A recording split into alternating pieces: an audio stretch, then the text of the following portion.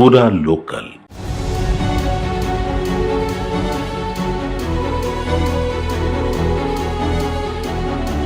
భారత్ పాకిస్తాన్ల మధ్య జరుగుతున్న యుద్ధంలో ఓ తెలుగు జవాన్ వీరమరణం పొందారు. ఆంధ్రప్రదేశ్ చెందిన మురళీనాయక్ యుద్ధభూమిలో కన్నుమూశారు. మురళీనాయక్ మరణంతో ఆయన సొంత గ్రామం శ్రీ సత్యసాయి జిల్లా గోరంట్ల మండలం కల్లితండలో విషాదం నెలకొంది.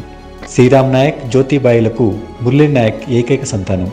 మురళీనాయక్ మరణంపై ఆంధ్రప్రదేశ్ ముఖ్యమంత్రి చంద్రబాబు నాయుడు నివాళులర్పించారు. సోషల్ మీడియా వేదికగా ఆయన ఒక పోస్ట్ పెట్టారు. మురళీనాయక్ కుటుంబ సభ్యులకు చంద్రబాబు నాయుడు సానుభూతి తెలిపారు.